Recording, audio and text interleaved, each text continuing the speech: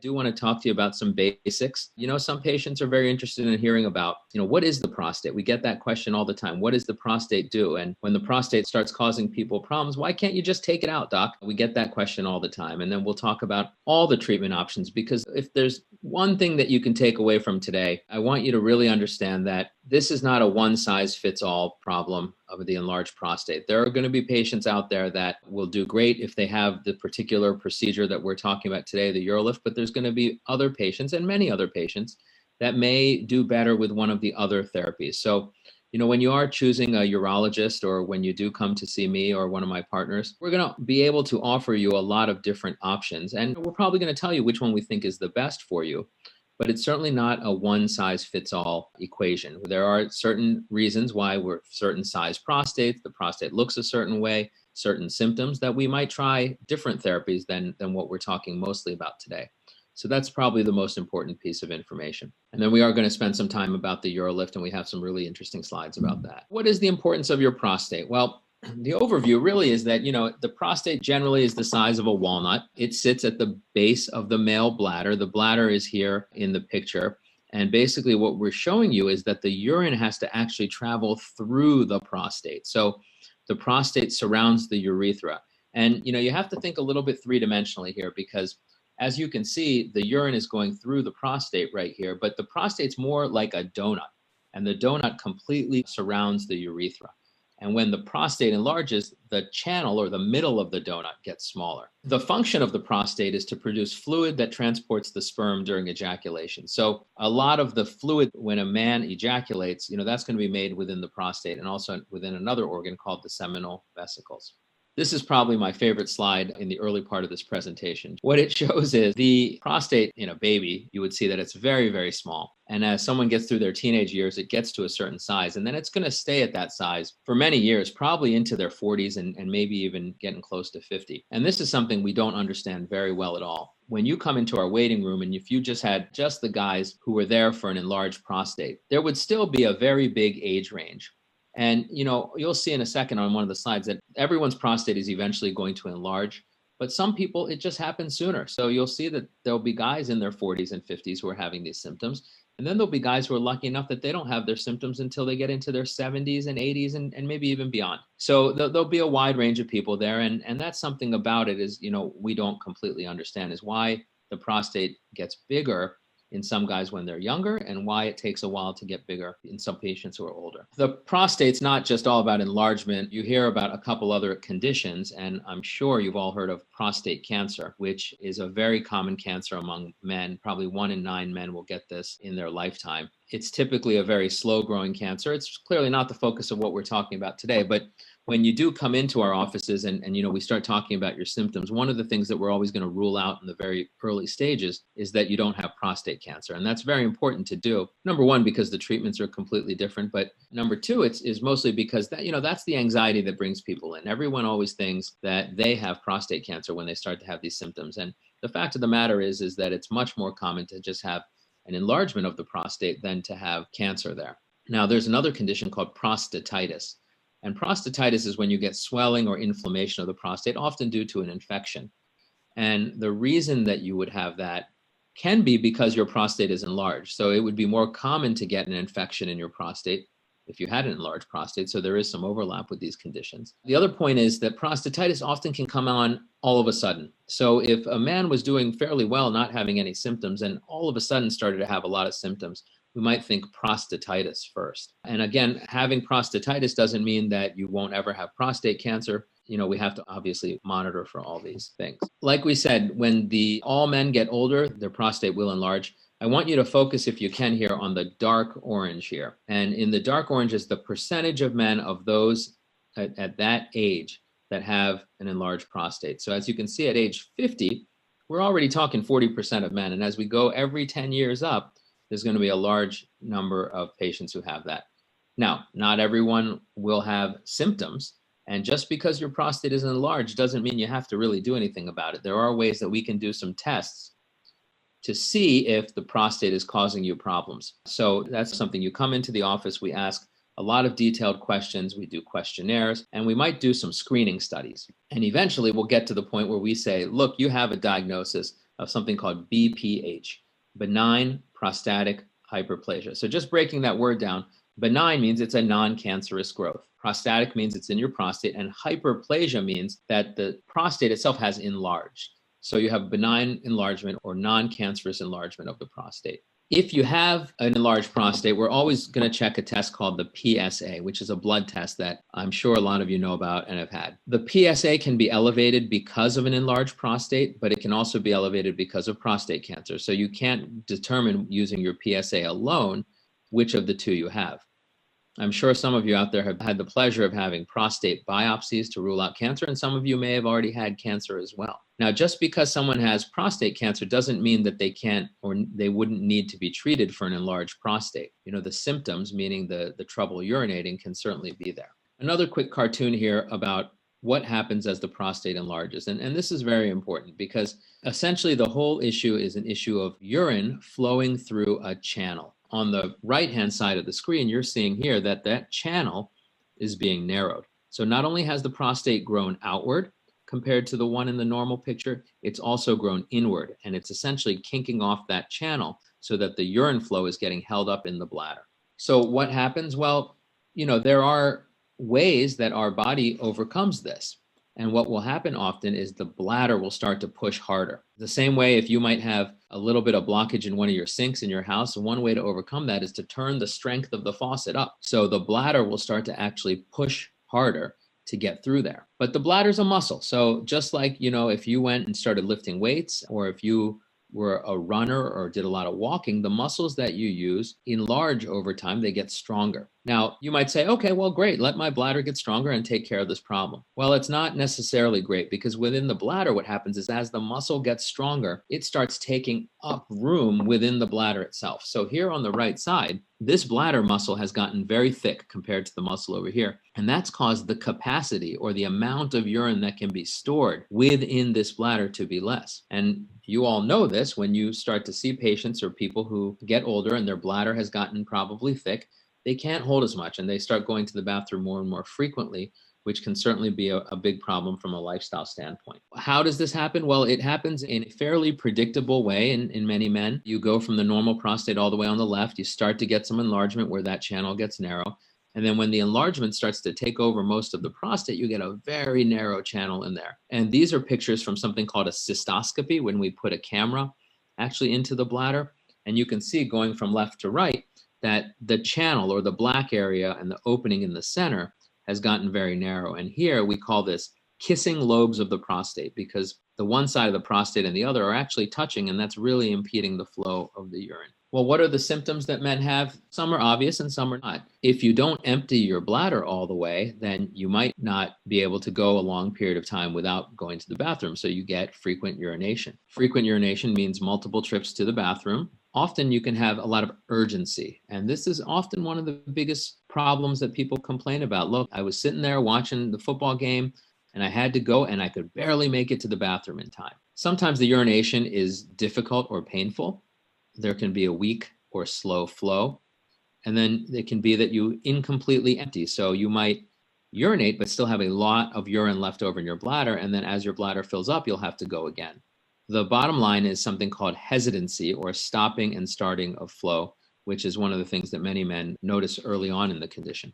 As many of you probably know, those symptoms don't sound like fun, and they really can affect a person's quality of life as you get older. And we definitely do see that people experience reduction in quality of life. They avoid going to certain places. They avoid certain leisure activities. They may not feel comfortable using a urinal because they feel like they're going to be there for a long time and people are going to say things. And one of the most important things, it can disrupt your sleep pattern. And we all know as we get older and as we are active, we need our sleep. And if you're getting up 3, 4, 5 times a night to pee, it's really disruptive to your sleep. Well, if you come into our office and we say, well, let's make sure that this is what's going on. Let's make the diagnosis of BPH.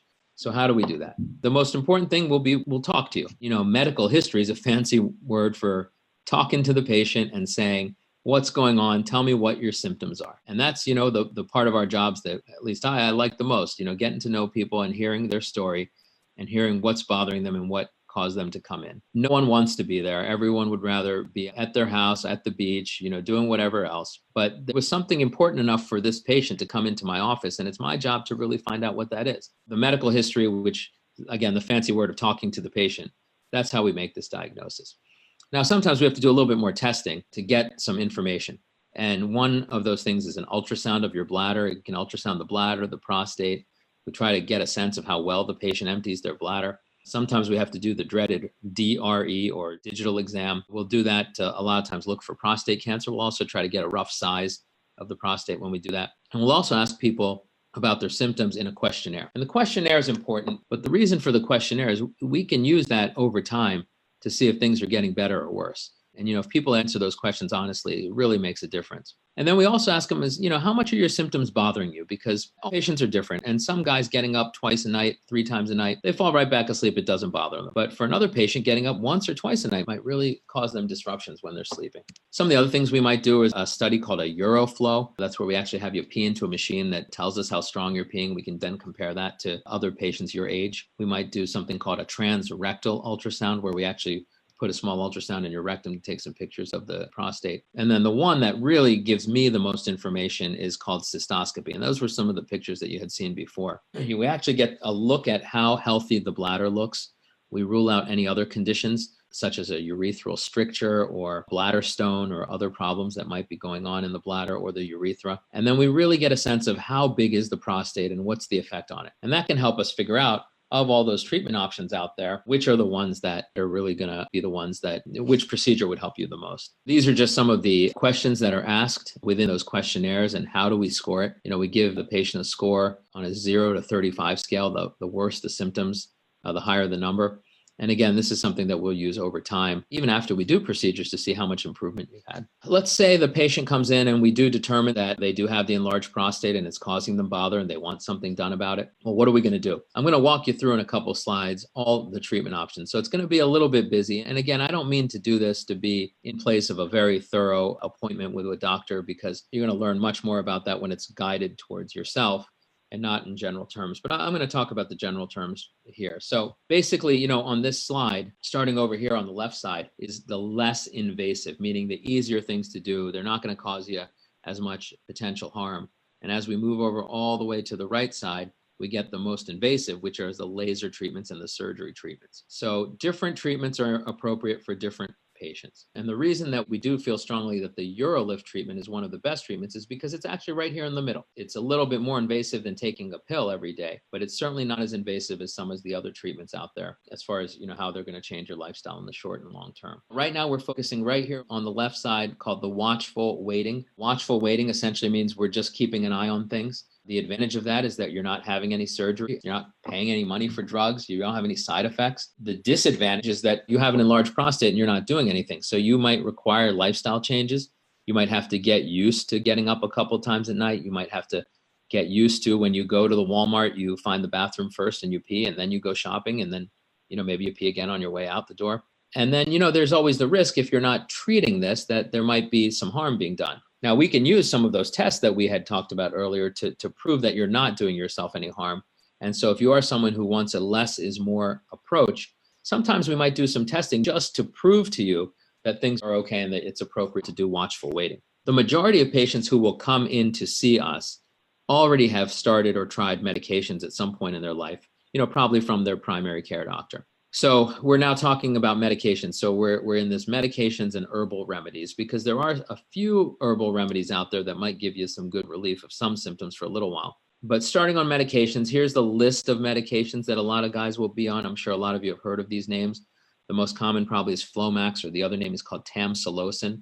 It's either a once or twice a day pill that really relaxes the muscle in the prostate. So you take this pill, and that channel that we were looking at before opens up, so that you have a stronger flow. And there are many men who do see improvement with Flomax or some of the other medicines, and they do well for many years. The advantages are there's no surgery and you might get enough symptom relief, but there are some potential side effects. And the key ones there are that you can have some dizziness. It can cause a lack of energy. It can lower your sex drive and cause some erection and ejaculation issues. Some of these medicines can be very expensive. We do think that as the prostate grows, the medications become less effective over time. Now, quickly to touch on herbal remedies, probably the one that has the most studies done and benefit is called saw palmetto. It is available in most vitamin stores and also maybe some pharmacies. You have to be a little careful because, like it says here, they're not really regulated by the FDA. So one saw palmetto tablet may not be the same as another. One brand might be different than the other. So now getting into the middle of our sort of progression here is where this UroLift procedure comes in. And so now we are talking about a minor surgical procedure. This procedure takes about 10 minutes to do. The patients who have this done can be awake in the office, or they can be put to sleep in a mild sedation, similar to if you were having a colonoscopy. The advantages of the UroLift is due to the quick nature of it, the recovery time is very fast. Typically, you would not need to have a catheter put in afterwards, and you would start to see improvement of your symptoms usually within the first week. It also should not have any effect on your sexual function, on your ejaculation or your sex drive, or your erectile function.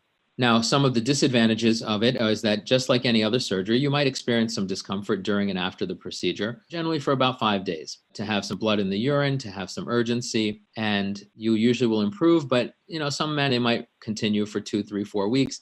It's pretty rare to have those symptoms for up to 4 weeks, but, we always kind of tell you that might happen. Moving onward to the thermotherapies here, these are called the heat and steam-based therapies. Basically, they're under the name of the tune-up procedure, the microwave procedure. Truth be told, a lot of these have fallen out of favor because, as you can see here, there's more in the disadvantage side than the office procedures. They won't be as invasive as like a laser treatment or a TURP procedure, but a lot of times it does take some time for your symptom relief to happen. And then moving on to the more major procedures, the laser procedure, the other name for that is the green light procedure. Now, that's probably a procedure that I do other than UroLift, secondly, as most often. So there are certain patients that is the best treatment option for them. A lot of times, if it's a bit of a larger prostate, we might choose that. It also is done as an outpatient and would require a catheter. And the side effects usually do stick around for about 3 weeks after that. But it does maximize flow. It removes prostate tissue. It's a very low chance if you have a TURP or a laser treatment that you would need another procedure done down the road. Some disadvantages are listed there. Especially the TURP, which is like kind of the old-fashioned roto-rooter, will have some significant erectile problems associated with it and a small chance of incontinence afterwards. So I'm going to show you a couple slides about the UroLift. So how does the UroLift actually work? Well, we're starting again over here on the left side with the enlarged prostate and the narrowed urethra. And when we actually do the procedure, we place a device, the delivery device, which is basically a camera with a device attached to it within your prostate. And then we place these implants, which are actually a piece of string that you'll see on the next slide, connected to 2 titanium pieces on each end. This really cool device deploys them, cinches the prostate together to create this nice wide open channel. So this patient has had what we would call 4 UroLift implants done, 1, 2, 3, 4. And this has created a nice big channel for him to pee out of compared to what happened before. So the actual size of the device is much smaller than a dime. There's a permanent suture and stainless steel connecting the 2 ends, and this will stay within your body after it's done. What happens is within the first few weeks, your body will actually cover this over with normal lining of the urinary tract, and it will not be exposed to the urine. I'm going to show you a quick video here, and I'm going to talk you through this. So again, what's happening here at the beginning is that the scope or device has been placed in the middle here within the prostate. And what you're going to see happen is as the UroLift clips are deployed, that channel in the middle is going to open way up. So we compress the prostate on one side, deploy the device and the needle, and then cut it. And it stays open. And now you're going to see it happen on the other side.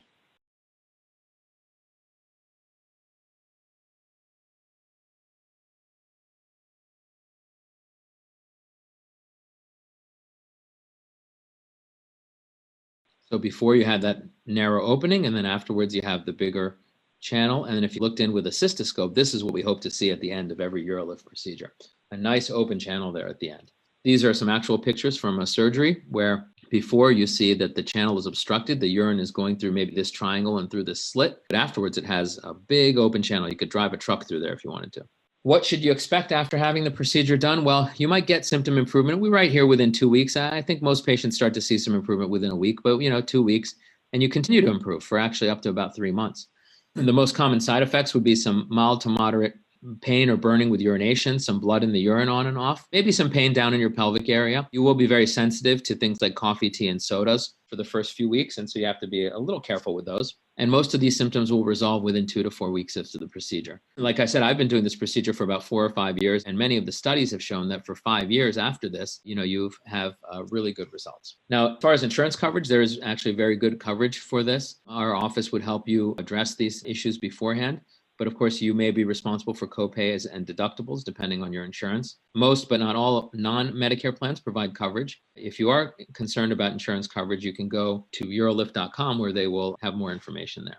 The goal is not to tell you only about one option here. The goal is to show you that every patient is unique and certain things might be right for certain patients and certain procedures may not be. At the end of the day, the biggest goal is that we're here to improve your quality of life, and we hope that happens. I just want to say thank you to everyone. I hope that this was helpful. There is a lot more to this condition than we can talk about in a short webinar, and every person is an individual, and my goal is to get to know you and do my best to give you the right treatment for yourself. Like I said, it might be the UroLift, it might be something else, but I've been very impressed over the years of doing this as to how a quick and easy procedure with a great quick recovery can improve patients' lives.